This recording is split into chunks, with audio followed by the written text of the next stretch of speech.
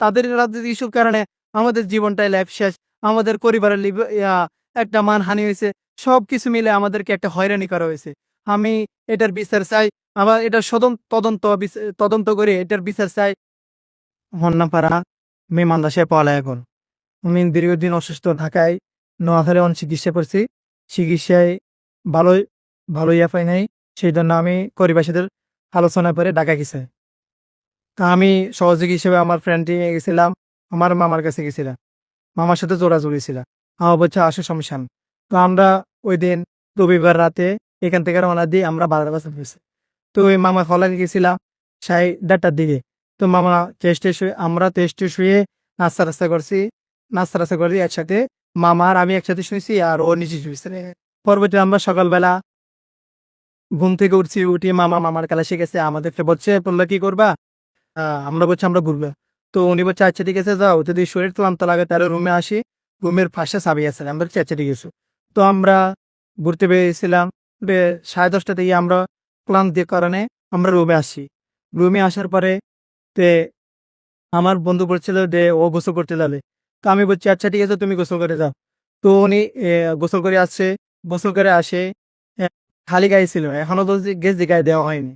তো আমি আমার মামার বেডে বসিয়েছিলাম। উনি মামার বেডে নেট না পাওয়ার কারণে নিয়ে গেছিল রুমমেটের বেডে। বেডে ওখানে জানলা ছিল, জানলা দিয়ে নেট আসে।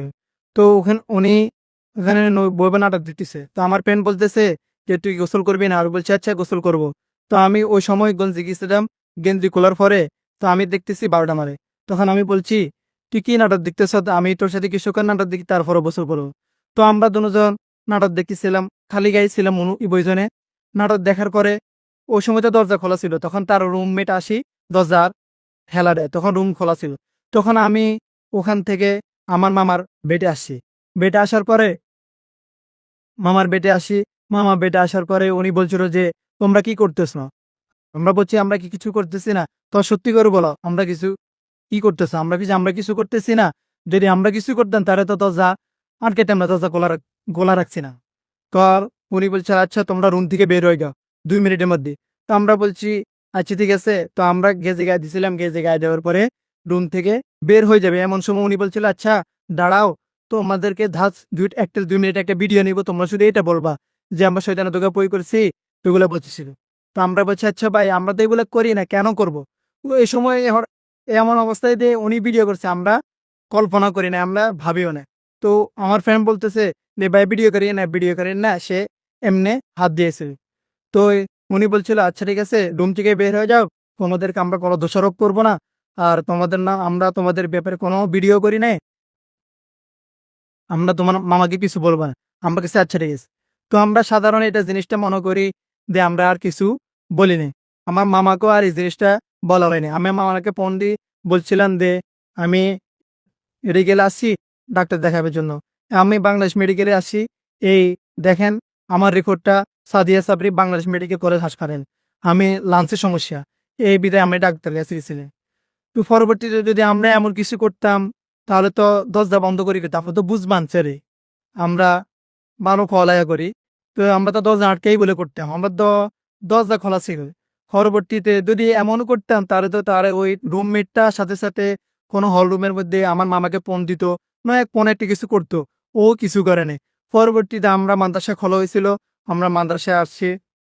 মাদ্রাসায় আসার পরে সন্ধ্যা 1 তারিখ সন্ধ্যাবেলায় এই ভিডিওটা ফসা হয়। পরবর্তীতে আমাদের ওস্তাদের কাছে নিউজটা যায়। নিউজটা দেওয়ার পর আব্দুল চৌধুরীরা আমাদেরকে কইছে তদন্ত করা পর্যন্ত তোমাদেরকে বহিষ্কার করা হলো। তো আমরা চলে গেলাম।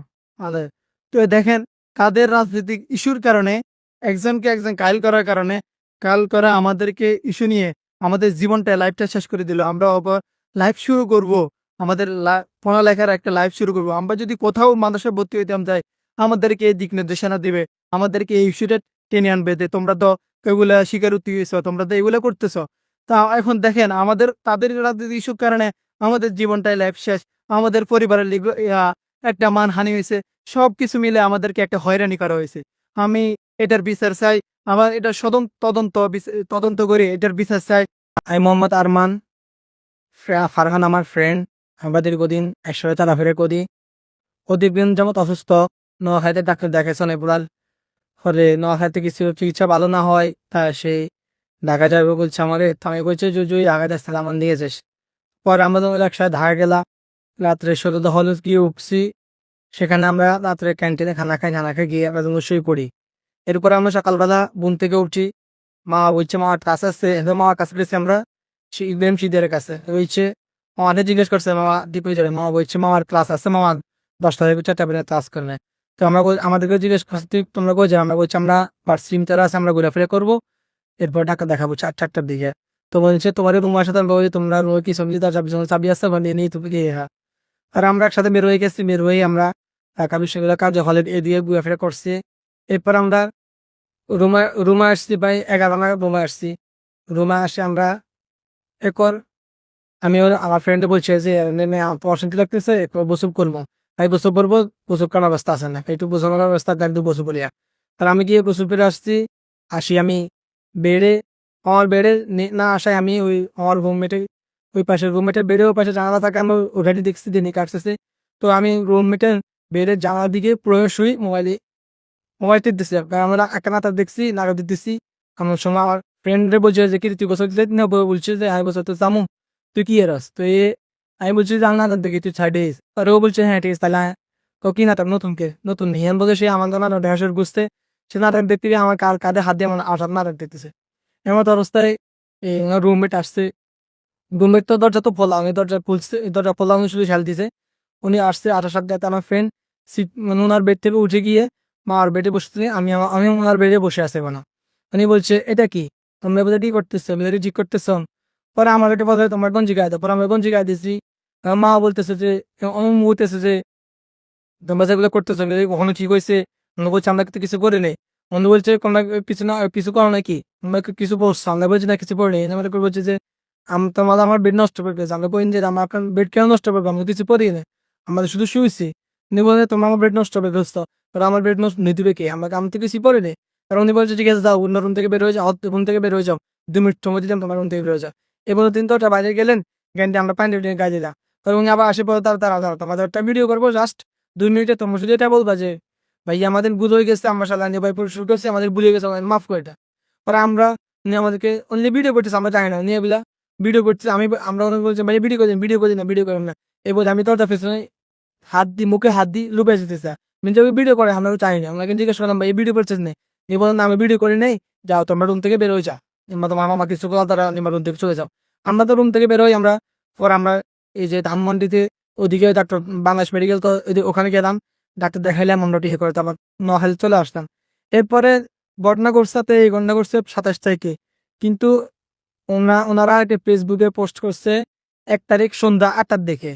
ঘটনা করছে 27 তারিখে সন্ধ্যা পোস্ট করছে 8 তারিখ, এখানে 5 দিন ওনারা কি করছে। ওনারা যদি ঘটনা ওই সময় ঘটতো তাহলে আমরা এক কথা যদি আমরা দরজা আটটাইতাম, আমরা তো ধরুন বুঝবো যে আমাদের আছে যে আমরা যদি খারাপ কাজ করি তাহলে আমরা দরজা আটটাই করতাম। তাহলে 1 নম্বর হচ্ছে 4 দিনের পরে যদি আমাদেরকে ধরতে ওই অবস্থা দেখতে তাহলে আমাদেরকে তৎক্ষণাৎ এই বিচার করতেন, মামাকে ফোন দিতেন, ইভেন্ট শিকারে ফোন দিতেন, বা হলে অন্য কোনো ব্যবস্থা নিতেন তৎক্ষণাৎ।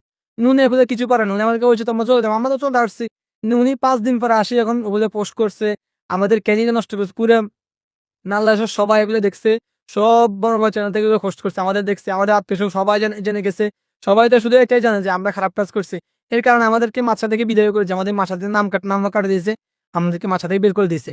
এখন আমরা ভবিষ্যৎ এটা তো ওনারা যাতে দেখছে বা ফফা তো দেখেই তো সবাই মনে করছে আমরা খারাপ কাজ করছি। কিন্তু আমরা এটা সুস্থতা আনতে চাই, আমরা যে কোনো ভুল কাজ করে নেই, আমরা এটা সুস্থতা আনতে চাই। আমাদের জীবন তো আসলে কেউ দিতে পারবে না, আমাদেরকে মাথাতে বিদায় করে নিচ্ছে, আমাদের তাইফে কি হবে, আমাদের একটা সুস্থতা আনতে চাই।